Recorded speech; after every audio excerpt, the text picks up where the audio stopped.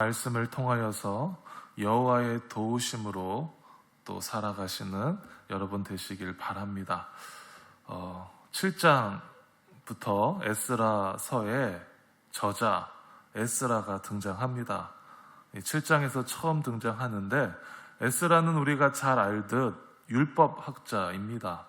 그는 바사 제국 아닥사스다 왕이 통치할 당시 그 땅에 거주하였고, 이 두 번째 포로 귀환의 지도자로서 유다 백성들과 함께 유다 땅으로 돌아옵니다. 그런데 오늘 말씀을 보면 참 부러운 구절이 나와요. 6절 하반절에 에스라에 대해 성경은 이렇게 말씀합니다. 그의 하나님 여호와의 도우심을 입음으로 왕에게 구하는 것은 다 받는 자이더니. 에스라 어떤 사람입니까? 왕에게 구하는 것은 무엇이든 다 받았던 사람이었습니다. 바사 땅에서 많은 특권을 누렸던 인물이요, 바사 땅에서 부와 명예와 지위를 누렸던 사람이었습니다. 유대인이면서도 왕으로부터 끔찍히 사랑받았던 사람이 에스라였습니다.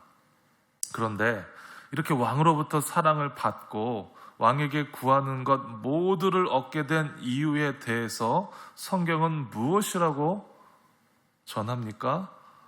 여호와의 도우심을 입었기 때문이라고 전합니다. 자, 에스라는 어떤 자입니까? 하나님의 도우심을 입은 자였습니다. 하나님의 도우심 때문에 왕에게 엄청난 사랑을 받았던 인물이었습니다. 또 이렇게 생각해 볼 수 있죠. 하나님께 엄청난 사랑을 받아서 세상에서 복을 누린 자였습니다. 하나님께 사랑받으면 구원만 받는 게 아니죠. 하나님께 사랑받으면 세상의 복, 풍요, 풍성이 누리게 됩니다. 그렇다면 어떻게 에스라는 하나님께 사랑받는 자가 되었을까? 어떻게 하나님의 도움을 받는 이 엄청난 복을 누렸을까? 어떻게 이런 복된 자로 살았을까? 우리가 생각해 봐야 합니다. 그가 날마다 새벽 예배, 또 밤마다 철야 예배 했습니까? 그가 금식기도 하며 애태우며 하나님을 찾았습니까? 그가 하나님께 열심히 헌신하고 봉사하는 삶을 살아서 이런 복을 받았습니까? 도대체 왜 그는 이토록 우리가 부러워할 정도로 하나님의 사랑과 도움을 입는 자가 되었을까요? 그 이유는 그가 이 2차 포로 귀환의 리더였다는 것을 통해서 우리가 그 답을 찾을 수가 있는데, 에스라는 굳이 유다 땅으로 내려올 필요가 없었던 사람이었습니다. 바사 제국에서 호의호식하며 부유하게 풍성하게 행복하게 살 수 있었는데, 그가 유다 땅에 내려온다고 좋을 게 하나도 없었죠. 좋은 것이라곤 그저 고향 땅 하나밖에 없었습니다. 에스라에겐 유다 땅으로 돌아올 필요가 없는 그런 사람이었죠. 내려오면 고생길이었죠. 황무지 같은 그 땅을 개척해야 되고, 또 정착하기 위해서는 엄청난 수고와 땀방울 흘려야 했습니다. 일터도 찾아야 했고, 또 집도 구하고 또 지어야 했을 겁니다. 만일 바사 땅에서의 삶이 노예 같은 인생을 살았다면, 왕의 또 사랑을 입지 못하였다면 유다 땅에 귀환하는 것이 축복이었을 텐데, 그에겐 다른 유대인들처럼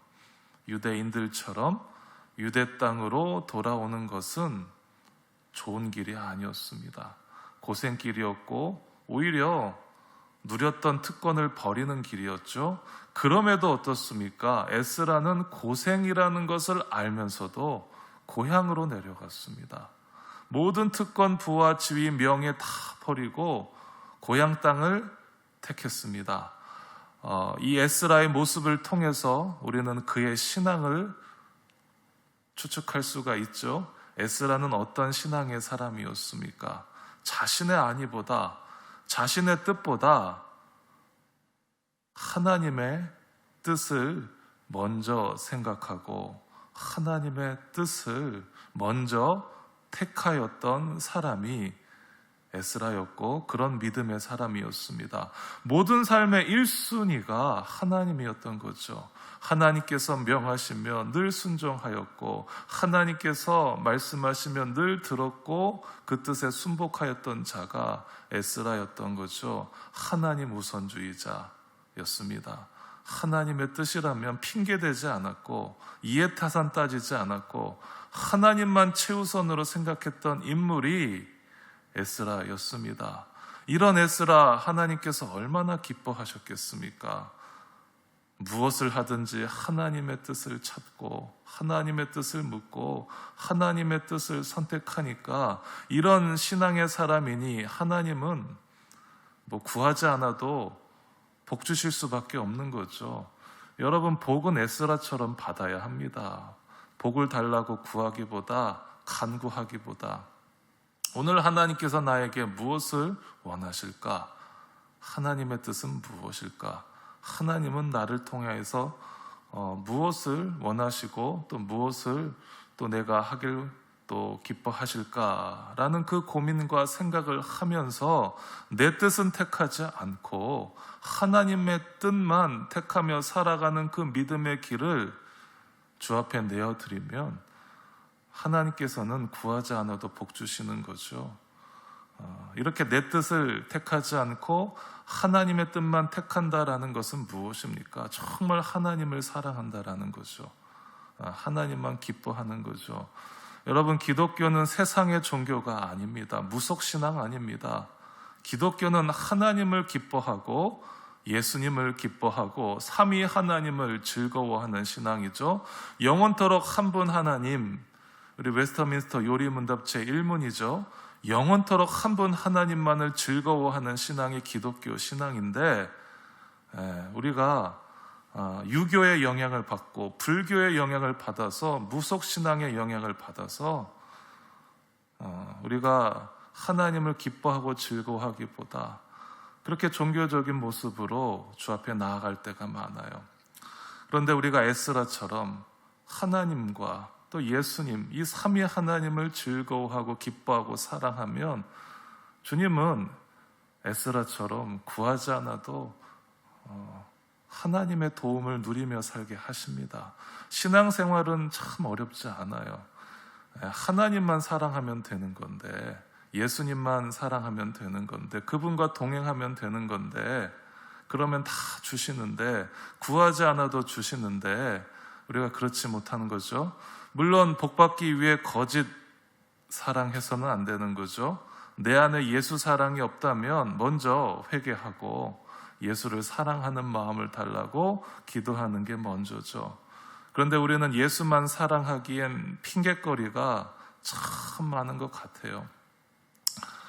문제가 많고 복잡하고 답답한 일들이 참 많죠. 그래서 예수님만 사랑하기 어렵다라고 생각합니다. 하지만 아십니까? 예수님을 정말 사랑하는 자는 문제가 있어도 예수님 때문에 행복합니다. 복잡한 일이 있어도 예수님 때문에 기쁩니다. 답답한 일이 있어도 예수님 때문에 살만 납니다. 문제가 있을 때 내가 예수 사랑하는지를 알 수가 있는 거예요. 복잡한 일이 있을 때 내가 예수 사랑하는지 증명이 되는 겁니다. 이 땅에 사는 한 인간은 수백 수천 가지의 문제를 마주합니다. 늘 근심거리가 쌓여요. 인생의 문제가 죽는 날까지 없을 수가 없어요. 그래서 문제 때문에 내가 신앙생활을 못한다, 예수를 사랑하지 못한다, 주님께 나아오지 못한다 라는 것은 하나님 보시기에 변명일 뿐이죠. 핑계거리죠. 그래서 오늘도 우리가 깨달아야 할 것이 하나 있어요. 문제는 문제고 예수 사랑은 내 삶의 본질이다라고 생각하면서 오늘 나의 사명은 늘 주 앞에 나아가 예수를 바라보고 예수를 사랑하고 예수를 알아가는 것이다 라는 것을 늘 마음에 새기면서 걸어가는 거죠. 그렇게 우리가 결단하고 살아가면 나를 구원하신 예수님, 나를 택하신 예수님, 나를 먼저 사랑하신 예수님, 내 사랑의 고백을 받으시고 내게 있어야 할 것, 내가 필요하는 것, 내가 원하는 것 다 채워주시고 베풀어 주십니다. 이 성경 속의 인물들 보면 다 그랬어요. 주님은 먼저 하나님만을 사랑하는 그런 영혼으로 만들어 주시고 그 이후에 복을 주셨습니다. 근데 우리는 이게 먼저예요. 우리 또한 이 세상에서 내가 사랑해야 될 대상은 물질도 가족도 자녀도 내가 높아지고자 하는 그 명예도 아닙니다. 오직 예수밖에 없습니다. 그 예수님만 사랑하면 되는 거죠. 그러면 간증거리가 풍성하게 생깁니다. 오늘 에스라처럼 우리 인생길도 하나님께서 도와주시는 그 형통한 자로 만들어 주십니다. 오늘 말씀 생각하면서 우리 같이 기도하며 나아갑니다. 예수님만 사랑하게 하여 주옵소서. 예수님만 기뻐하게 하여 주옵소서.